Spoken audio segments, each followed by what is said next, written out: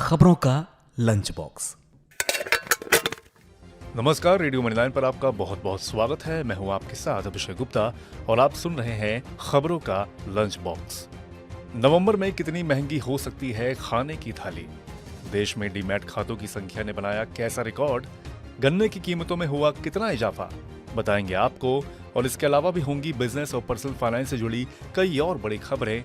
तो चलिए खोलते हैं खबरों का लंच बॉक्स।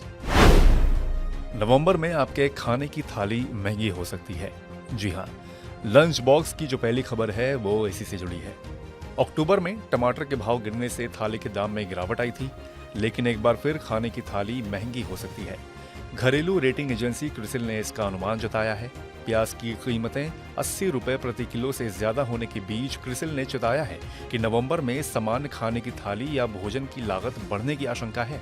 क्रिसिल ने कहा है कि हालांकि आलू और टमाटर की कीमतों में गिरावट से पिछले महीने यानी कि अक्टूबर में वेज थाली की कीमत घटकर 27.5 रुपए रह गई, जो कि साल भर पहले की समान अवधि की तुलना में 5% कम और सितंबर महीने की तुलना में 1% कम थी।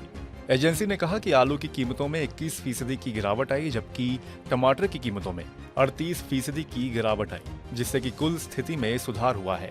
हालांकि प्याज के रेट लगातार चढ़ रहे हैं, जिसके चलते नवंबर में वेज और नॉन वेज दोनों तरह की थाली के भाव में इजाफा देखने को मिल सकता है।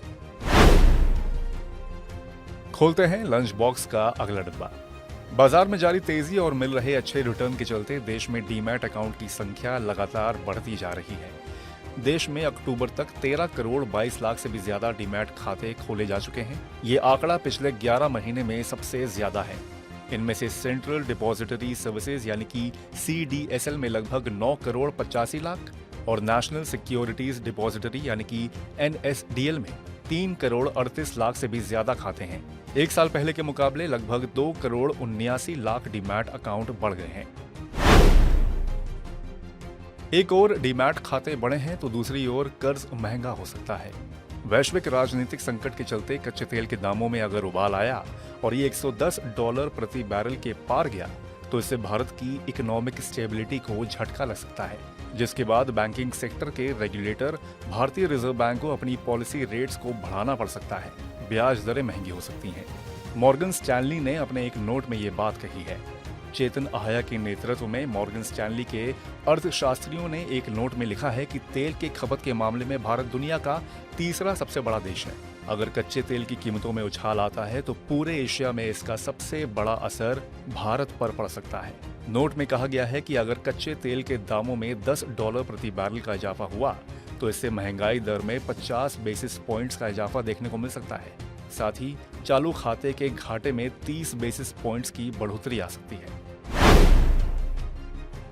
अगली खबर हरियाणा के किसानों के चेहरों पर मुस्कान ला सकती है। दरअसल किसानों के हित को ध्यान में रखते हुए सरकार की ओर से गन्ने की कीमतों में 14 रुपए का इजाफा किया गया है। इससे गन्ने के प्रति क्विंटल की कीमत में भी इजाफा हो गया है। गन्ने की कीमत 14 रुपए बढ़ाकर 386 रुपए प्रति क्विंटल कर दी गई है। उम्मीद जताई जा रही है कि गन्ने की कीमतों में इजाफा होने से किसानों को इसका सीधा लाभ मिलेगा। खोलते हैं लंच बॉक्स का अगला डिब्बा। बैटरी स्वैपिंग की सुविधा देने वाली कंपनी गोगोरो ने देश भर में बैटरी स्वैपिंग स्टेशन स्थापित करने के लिए हिंदुस्तान पेट्रोलियम कॉर्पोरेशन लिमिटेड के साथ समझौता किया है। गोगोरो अमेरिकी स्टॉक एक्सचेंज नैस्डैक पर लिस्टेड कंपनी है। गोगोरो ने कहा है कि इस समझौते के तहत पूरे देश में HPCL के पेट्रोल पंपों पर बैटरी स्वैपिंग केंद्र स्थापित किए जाएंगे। इससे देश भर में इलेक्ट्रिक दोपहिया वाहनों के लिए एक व्यापक बैटरी स्वैपिंग इंफ्रास्ट्रक्चर विकसित होगा। दिवाली से पहले FD में निवेश करने वालों के लिए एक बढ़िया खबर है। IDFC फर्स्ट बैंक ने 2 करोड़ रुपए से कम वाली फिक्स्ड डिपॉजिट स्कीम पर इंटरेस्ट रेट बढ़ाने की घोषणा की है। नई ब्याज दरें 2 नवंबर से लागू हो चुकी हैं। 7 दिनों से लेकर 10 साल वाली FD पर बैंक अब अपने ग्राहकों को 3% से लेकर 7.75% तक का ब्याज दे रहा है। 549 दिन से लेकर 2 साल की अवधि वाली FD पर बैंक सामान्य ग्राहकों को सबसे ज्यादा 0.8% इंटरेस्ट रेट ऑफर कर रहा है। वहीं सीनियर सिटीजन्स को बैंक आधा फीसदी ज्यादा ब्याज दर की पेशकश कर रहा है। इसी के साथ हम लोग आ गए हैं लंच बॉक्स के आखिरी डब्बे में। दिवाली से पहले उपभोक्ताओं को महंगाई से राहत देने के लिए केंद्र सरकार ने सोमवार से भारत ब्रांड से देश भर में आटा और चना दाल के साथ प्याज की बिक्री शुरू की है।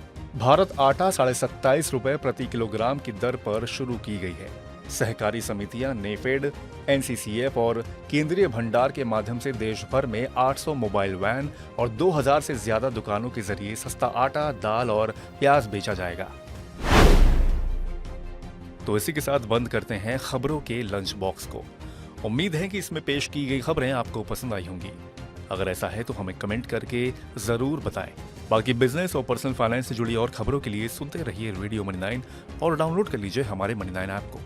हमेशा की तरह मैं हूं आपके साथ अभिषेक गुप्ता। अभी लेता हूं विदा। धन्यवाद। खबरों का लंच बॉक्स।